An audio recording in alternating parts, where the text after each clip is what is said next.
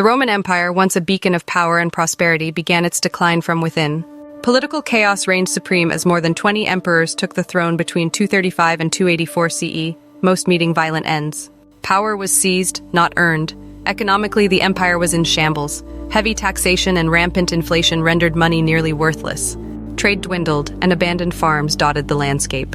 The empire's vibrancy faded as civic pride vanished. Corruption and constant warfare left the populace disillusioned. The wealthy retreated to the countryside, leaving the poor to languish in deteriorating cities. The seeds of Rome's downfall were sown internally, long before external forces struck. Rome's military, once the envy of the world, faced insurmountable challenges by the 4th century. The legions, once invincible, were now a shadow of their former selves.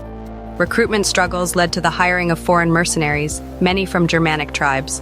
These soldiers fought for gold, not loyalty to Rome.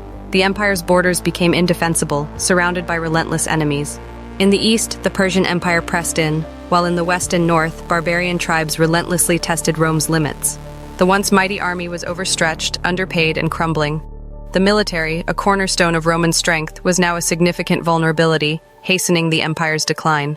The final blows to the Roman Empire were devastating. In 410 CE, the unthinkable occurred. Rome was sacked by the Visigoths, led by Alaric. For the first time in 800 years, the Eternal City had fallen. Just decades later, in 455 CE, the Vandals looted Rome again, so thoroughly that their name became synonymous with destruction. The Western Roman Empire's official end came in 476 CE, when a Germanic general named Odoacer deposed the last emperor, Romulus Augustulus. The boy emperor was sent into exile, and no one replaced him. These events marked the end of an era, sealing the fate of the once great empire. So why did Rome fall? It wasn't due to a single battle or one barbarian tribe. Instead, it was a long, slow collapse. Corruption at the top, economic decline, a decaying military, and constant invasions all played their part. The empire had rotted from the inside, and when external pressures mounted, it shattered. Rome's fall took centuries, but its legacy endures.